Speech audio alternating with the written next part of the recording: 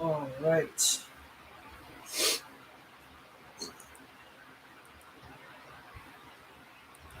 So, hello YouTube.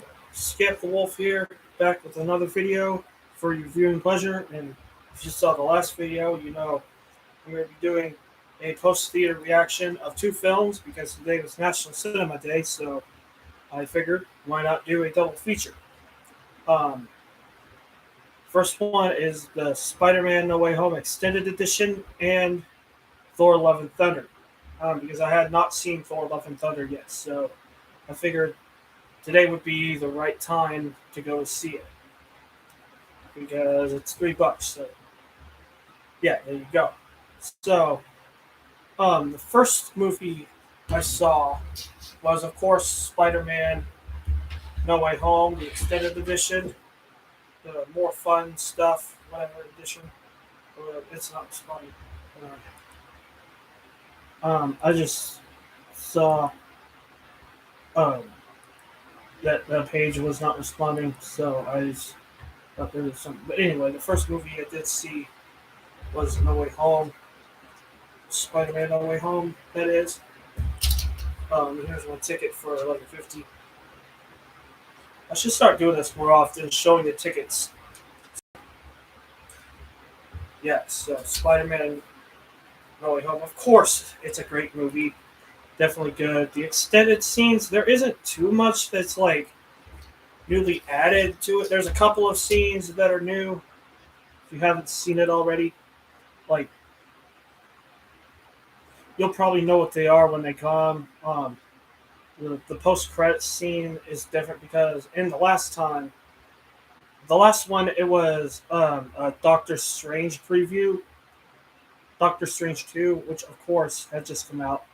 Now it's like a different post credit scene. I'm not going to say what it is, but it's different, of course.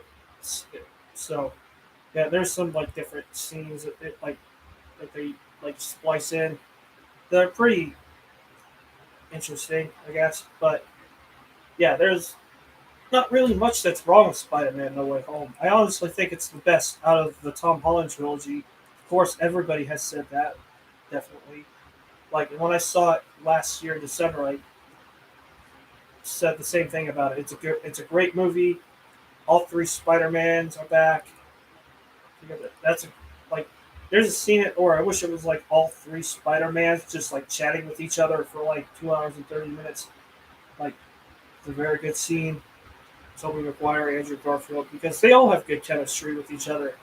All the Spider-Mans do. Of course, Tom Holland and Zendaya and the dude who plays Ned, of course, have good chemistry with each other.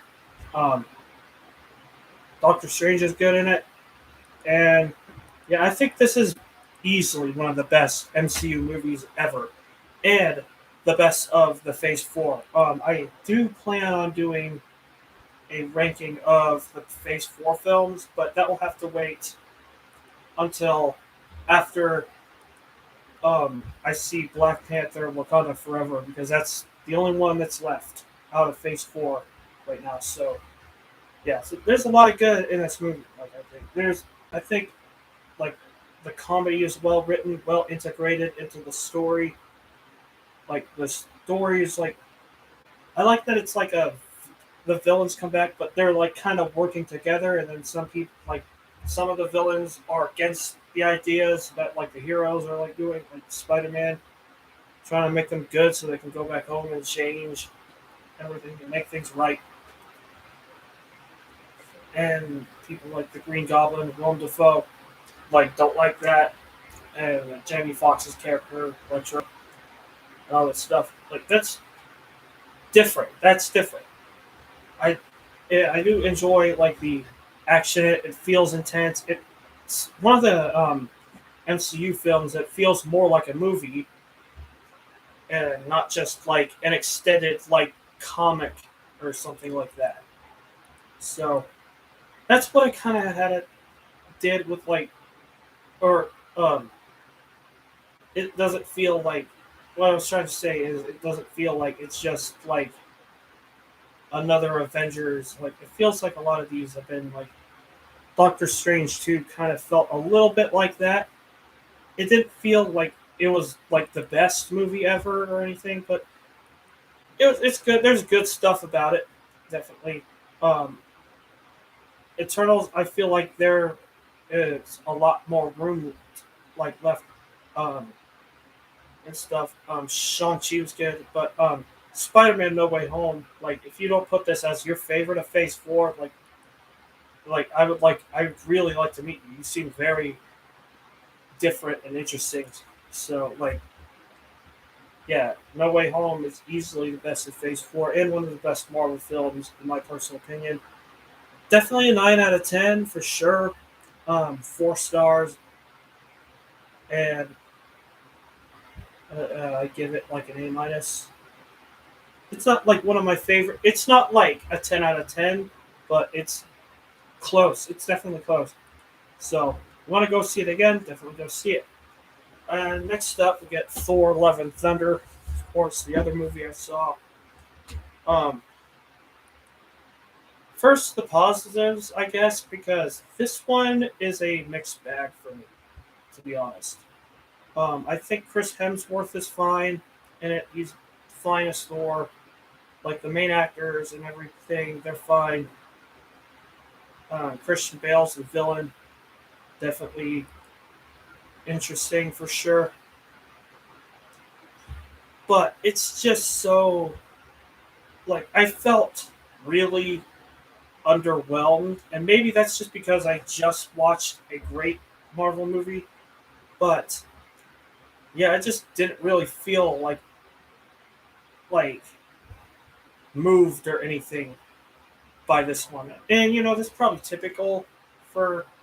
I mean, Thor: Love and Thunder and all the Thor movies I've heard are like B movies. I guess maybe not like the first one or anything, but like Thor: Ragnarok and Love and Thunder, like those are like probably like B movies or whatever. Like when you look at like the four main Avengers, sans the Hulk because I don't he hasn't really had a movie yet.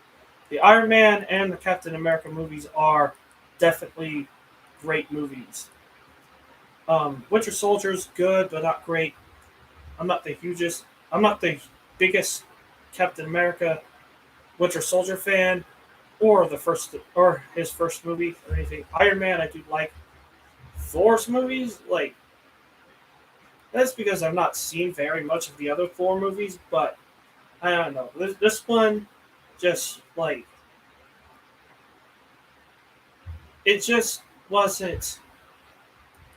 I didn't really feel like motivated enough or like invested enough in action, and a lot of the action, like the scene where they're fighting Zeus and stuff, like, and there are some good action scenes, like um, the end action scene is okay, like the scene where they're on that planet and it goes like black and white. That's good. That's some very good stuff.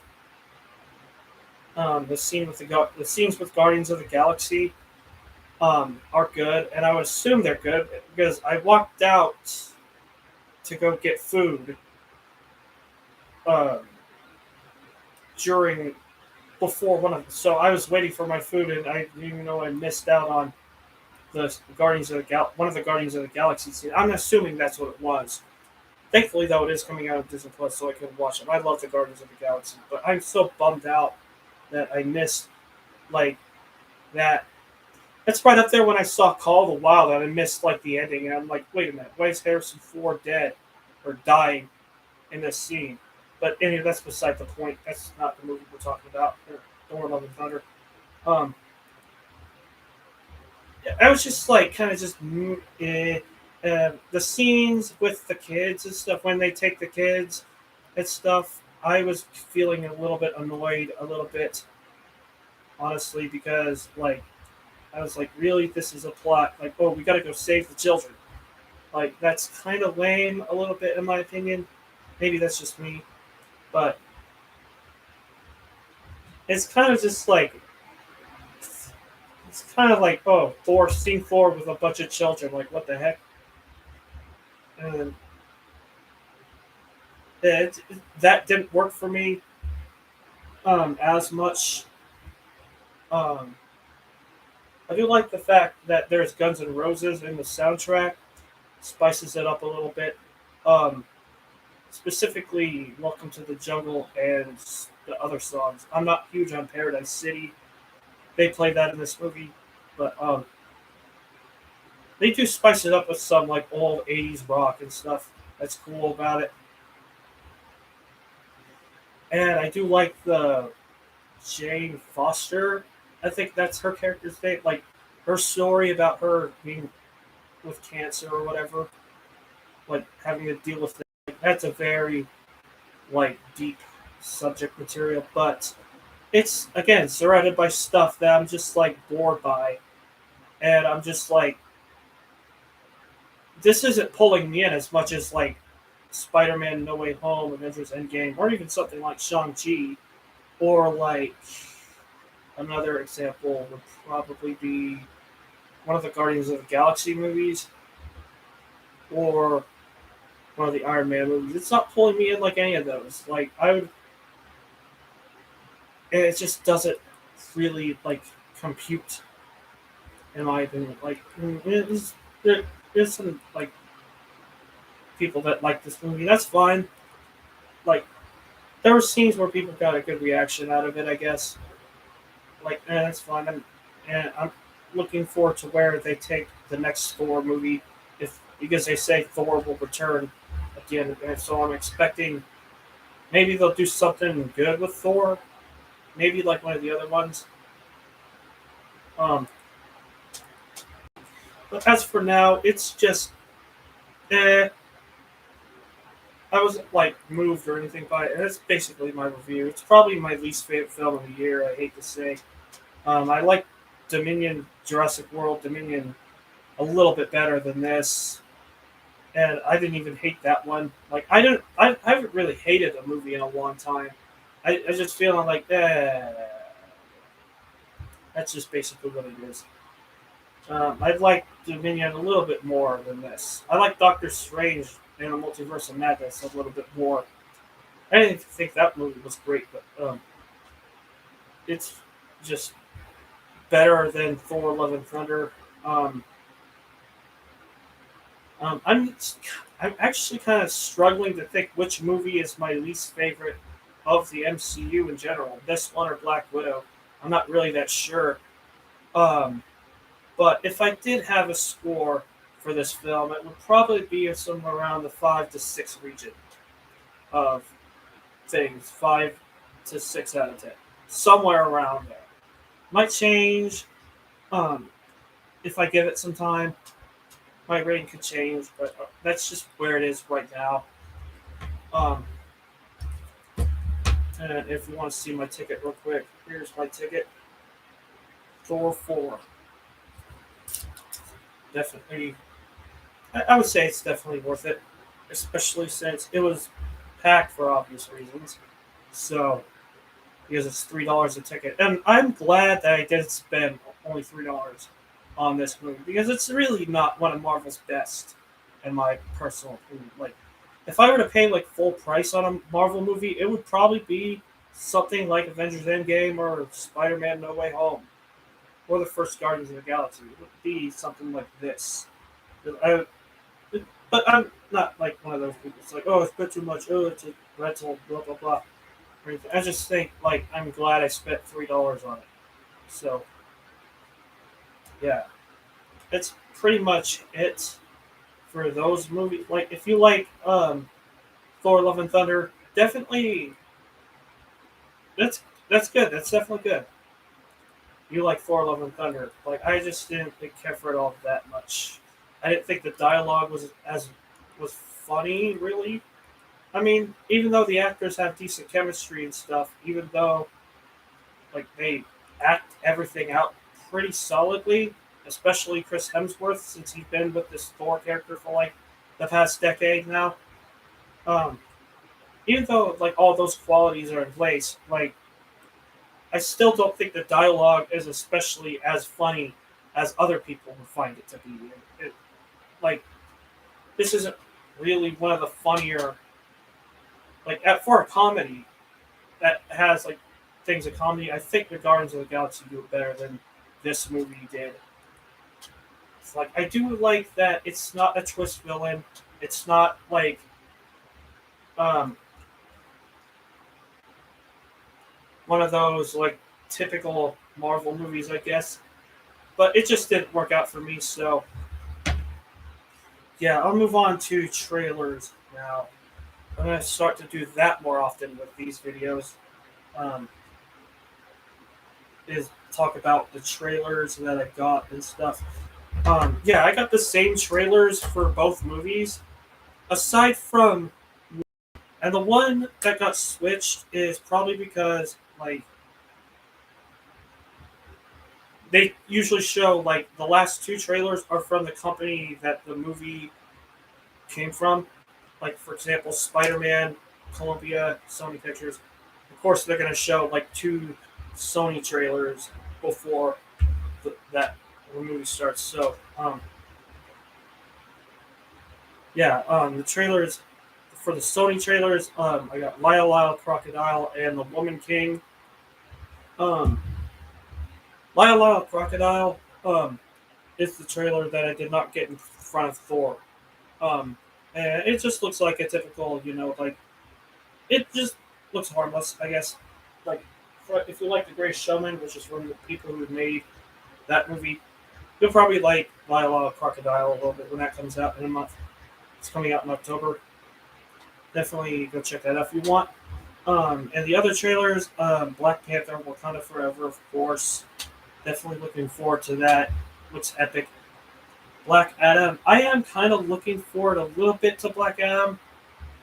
Um, Although I've seen this particular trailer like a lot. Like I've seen it like a ton of times. Like practically every movie since Jurassic World, I've gotten this trailer. Not with Lightyear. I did not get it in front of Lightyear. I got it with Jurassic World and um, Top Gun, Nope, and now these two movies. So yeah, I think Dwayne Johnson looks interesting in this role. I think this could be a very interesting film. And yeah, Black Panther looks good. Oppenheimer, that's coming out next year. New Christopher Nolan film. Of course, me being a Christopher Nolan fan, I'm definitely excited for it. See where he takes this story. It's about the dude who made the atomic bomb. Very interesting that he did this. Like, I would really like to see what happens with this movie. I think it would be very good. I got it in front of Nope as well. Like, and it was a very good trailer, I think. Um, yeah, and the Woman King, it just looks kind of like what Black Panther Wakanda Forever does, only without the budget. And it looks pretty interesting in the film. Like, it looks like Black Panther Viola Davis was in it, and not Letitia Wright or Lupita Nyong'o, whatever you pronounce her name, from the new Black Panther, the Black Panther franchise. Yeah, I'm sold on the Black Panther trailer. I'm not like sure about Woman King. Really, like it just looks like good enough, but I don't know if I'll get to it or really. I don't know if it's kind of like my style as much as Black Panther is. And the trailer that in front of Thor that wasn't in Spider-Man was Avatar: The Way of Water. I'm definitely looking forward to that film.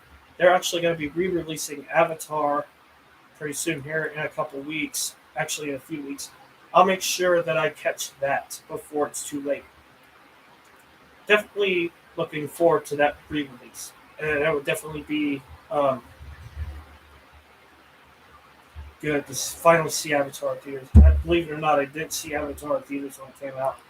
I would like to correct that, and this gives me the perfect opportunity to do that. And thankfully, The Way of Water coming out means that I can see an Avatar movie in theaters because that's the big blockbuster movie. So yeah, definitely looking forward to that movie.